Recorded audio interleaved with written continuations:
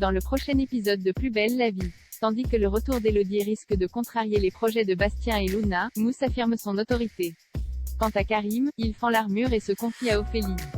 Attention, les paragraphes qui suivent contiennent des spoilers sur l'épisode de Plus belle la vie diffusé demain soir sur France 3.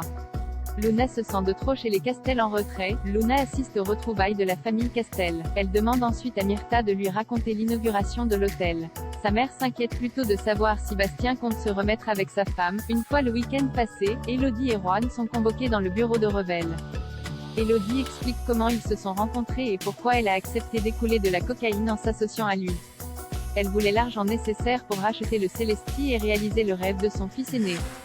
Mais participer au trafic de drogue lui posait problème, notamment quand elle s'est rendue compte que Juan était connu pour sa cruauté. D'abord silencieux, le narcotrafiquant n'hésite pas à proférer des menaces à son encontre.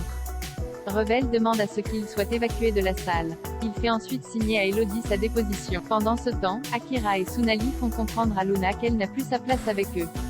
Elles sont persuadées que leurs parents vont se remettre ensemble car Bastien a invité Élodie à dîner au restaurant. Le soir, Luna appelle Bastien dans l'espoir de lui parler. Elle tombe sur Élodie, qui la remercie de s'être occupée de ses enfants en son absence, puis lui annonce qu'elle a décidé de quitter sa famille pour toujours. Mousse prend une grande décision après avoir vanté les mérites de sa stratégie auprès de Rocha. Mousse découvre que le foyer des élèves est sans dessus-dessous. Même si Noé s'excuse, Mousse se rend compte qu'il ne prend pas les choses au sérieux. Et quand il confronte Betty, Mousse est déçu de constater qu'elle n'exprime pas le moindre regret. Elle lui reproche même d'avoir été naïf.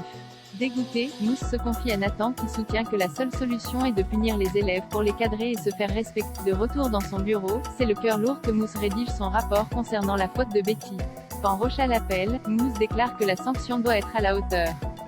Par conséquent, Betty va passer en conseil de discipline et risque l'exclusion définitive. Karim se confie à Ophélie chez les Fedala. Karim reçoit un appel d'Ophélie qui est obligée d'annuler son cours de code en raison d'une panne d'électricité à l'auto-école. Karim se propose de venir l'aider. Abdel et Bilal insistent pour venir avec lui.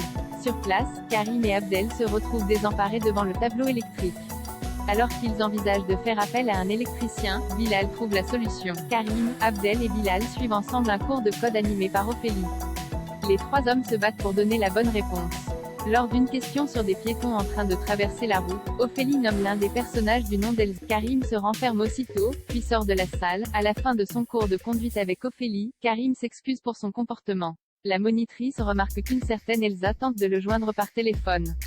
Karim explique qu'il s'agit de son ex, qu'il a trompé avec son pire ennemi après une relation de près de 20 ans.